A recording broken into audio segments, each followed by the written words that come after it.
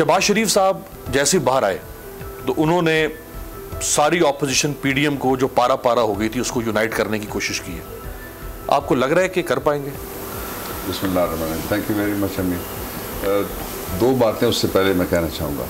एक तो ये है कि पाकिस्तान ने पहली दफ़ा 3 डिकेड या थोड़ा सा इससे ज़्यादा उसमें कुछ काम ऐसे किए इमरान खान ने पिछले जो 3.25 साल की हुकूमत है जो इससे पहले नहीं हुए थे। मिसाल के तौर पे डॉलर को फिजिकल सपोर्ट बाकायदा पीछे से अंदरूनी पहिया डॉलर का लगा के मसनूई स्टेबल किया जाता था।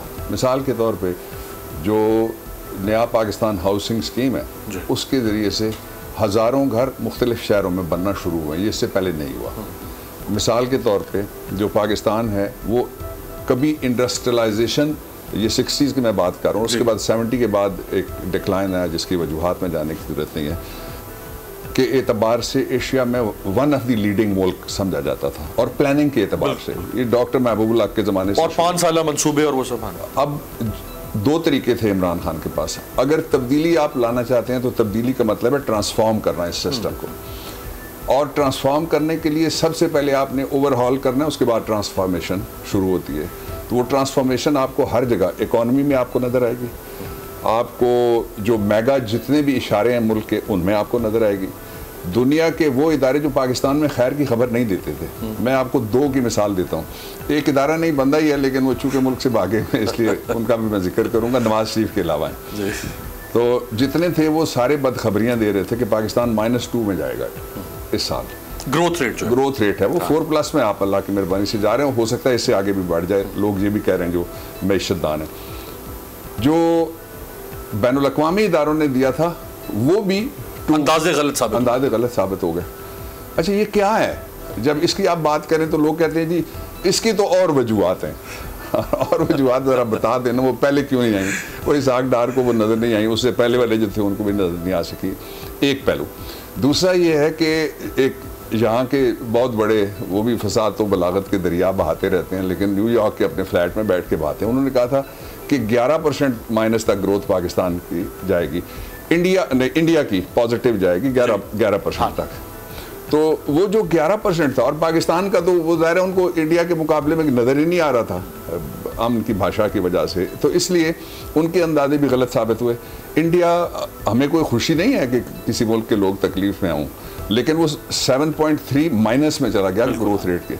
उसको 47 के बाद से आज तक जो उनके अंदर के लोग हैं वो भी, और AFP की स्टोरी ने भी कहा है कि ये biggest recession in the history of the economy of India उसका वो सामना कर रहा है। फिर ये है कि जब शुरू हुआ तो सारे कहते थे, लोग चीख के इतना चीखे कि पता नहीं ऊपर से भी आवाज़ें आई दरख्तों की कि बंद करो यार रात हो गई है मुझे सोने दो, परिंदों ने कहा, लेकिन वो चीखते रहे। उन्होंने कहा कि बिल्कुल गलत पॉलिसी है। पार्लियामेंट में आपने तकरीरें सुनी कि इमरान खान को समझ नहीं है कि कोविड-19 क्या है। शहबाज शरीफ का आपने नाम लिया, उन्होंने मशवरा दिया, कहते हैं कि डेंगी वाला फार्मूला इस्तेमाल करो। डेंगी फार्मूले की 2 चीज़ें आपको भी याद होंगी, मुझे भी याद हैं। एक तो ये कि डेंगी फार्मूला ठीक करने, आप भी तो उनको डेंगी बरादरान बेचारों को जो वैन थी ना उसके ऊपर भी उन्होंने दोनों भाइयों के फोटो लगाए कि नहीं लगाए? तो डेंगी बरादरान तो किसी ने नहीं कहा, उन्होंने खुद अपने आप को क्लेम किया। दूसरा जो उसका पहलू था वो ये था कि डेंगी ये है कि जी बर्तन खुले ना रखो, नालियां साफ कर दो। ये एक अनदेखी, उसमें मच्छर मारा जा सकता है, लार्वा जो उसका बीज आप समझ लें उसको भी तबाह किया जा सकता है।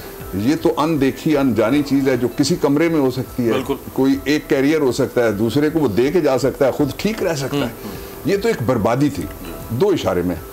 पहला इशारा ये कि बरतानिया जैसे मुल्क में डबल रोटी का क्राइसिस हुआ। दूसरा इशारा ये कि अमेरिका जैसे मुल्क के अंदर भी टिश्यू पेपर्स जो थे उनका भी क्राइसिस हुआ। फूड चेन पाकिस्तान में किसी जगह नहीं टूटी। एक दिन में 2,500 बोरी हमने गंदम की और चीनी की मुख्तलिफ माफिया से रिट्रीव की।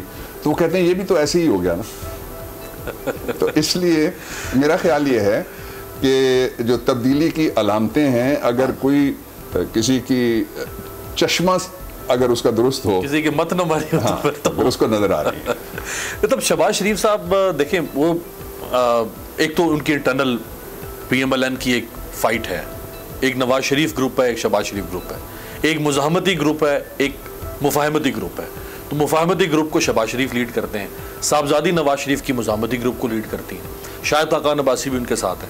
तो ये एक तो इनका अंदरूनी टकराव, क्या ये PMLN को इंटैक्ट रख सकेगा, और शहबाज शरीफ जो अब मरियम को रिप्लेस करके PDM को लीड करना चाहते थे वो कर लेंगे? पहले ही है कि इनकी पॉलिटिक्स क्या है, ये जानना बहुत ज़रूरी है ना। आप किसी से बात कर रहे हैं जो गेस्ट है, तो आपको पता होगी इसका प्रोफेशन फलाना है, तो फिर आप उसको गेस कर सकते हैं। इनकी पॉलिटिक्स सिर्फ बहुत बड़ी बड़ी सरकार की हिमायत से इलेक्शन चोरी करना, 30-30 हज़ार एक हल्के में जाली वोट बनाए हुए हैं, इसीलिए EVM की मुखालफत कर रहे हैं, आई वोटिंग की मुखालफत कर रहे हैं, मशीन नहीं देखना चाहते, कानून को हाथ नहीं लगाना चाहते। और इस वक्त असल सूरत जो है वो ये है कि ये कर क्या रहे हैं, ये वो राज वापस लाना चाहते थे जिसमें खल्के खुदा का कोई राज नहीं होता था। वो राज अब नहीं आ सकता, दौर बदल गया है।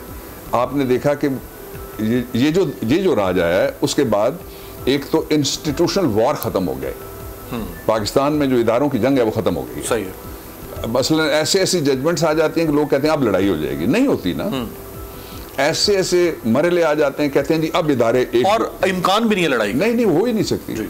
इसलिए क्यों नहीं हो सकती, एक वजह उसकी प्राइम मिनिस्टर इमरान ने बताई है। वो कहते हैं कि इदारों को पता होता है कौन चोर है।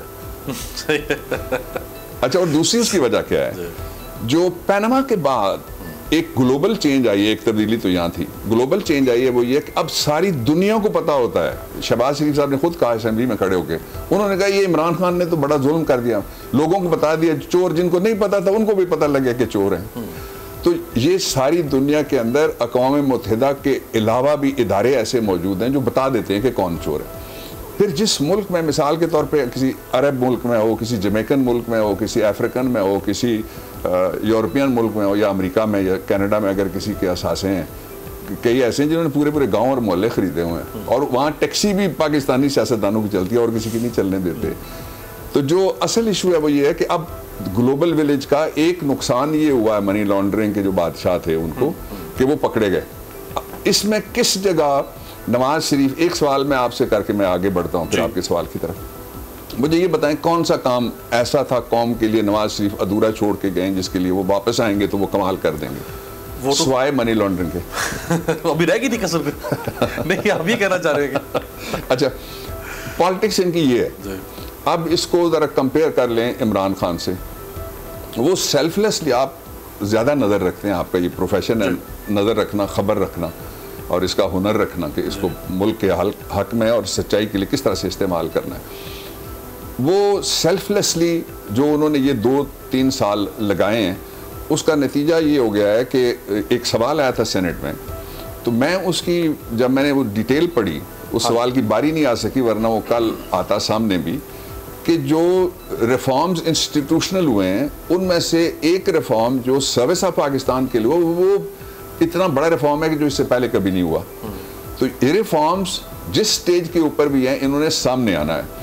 अब हुआ क्या है, जो तेजी लगी है इसलिए कि ये जो बजट है ये खैर की खबर भी ला सकता है, उनको डर ये पैदा हो गया, ये उनके लिए एक रेड अलर्ट है। 11 तारीख को आ रहा है बजट जी, 11 तारीख को आ रहा है, शाम 5 बजे आएगा, और उसके बाद घंटा 1.5 घंटा जो लगेगा, उसके बाद फिर यही बजट जो है ये जाके कॉन्स्टिट्यूशनल रिक्वायरमेंट है, सेनेट ऑफ पाकिस्तान में भी ले होगा ना। वो तो तोते वाला भी परेशान हो गया होगा कि इन्होंने फाल कहाँ से ढूंढ लिया है।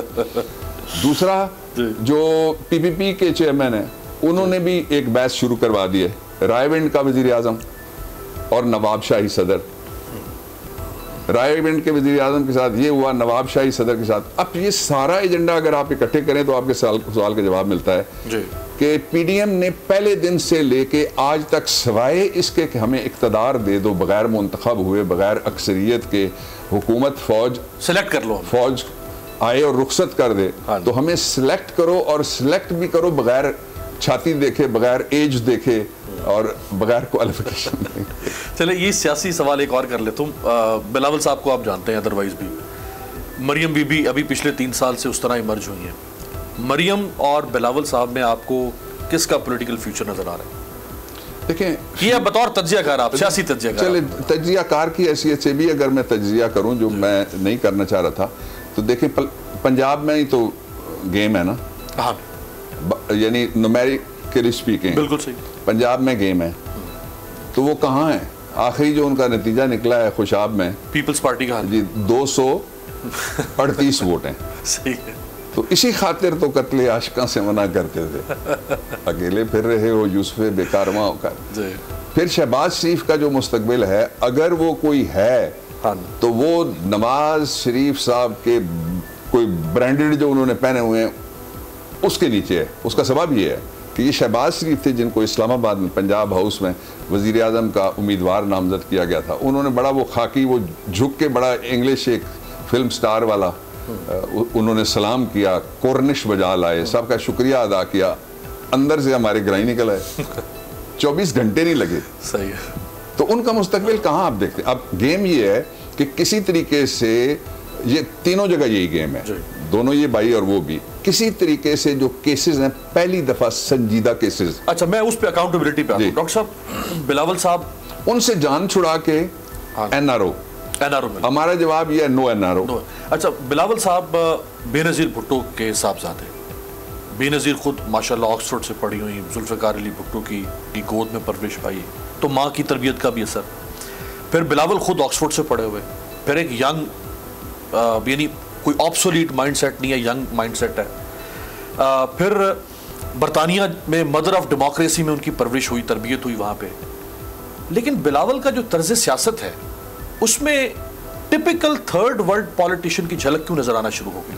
वही मैनूवरिंग, वही महल्लाती साजिशें। मुझे एक दो बातें अपने तरीके से मैं कहना चाहता हूँ जिस तरह से मैंने देखी है, मैंने सारा। पहला ये है कि बीबी की जिद्दोजहद थी, इन्होंने कहाँ की है। दूसरा ये है कि वो फुटवर्क करती थी। ये तो टीवी पे बैठ के प्रेशर करने से कोई लोग, जिनके आपने नाम लिए दोनों के, खातून भी और मर्द भी, अब बच्चे तो नहीं हैं अगरचे लोग कहते हैं, लेकिन वो जो खातून और मर्द हैं, मुझे ये बताएं किस कच्ची बस्ती में उन्होंने रात गुजारी है? घड़े का पानी उन्होंने कभी पिया? जोड़ की बाल्टी से कभी उन्होंने हाथ मुंह धोया या कुछ गुस्ल किया हो बिलावल साहब ने या किसी और ने?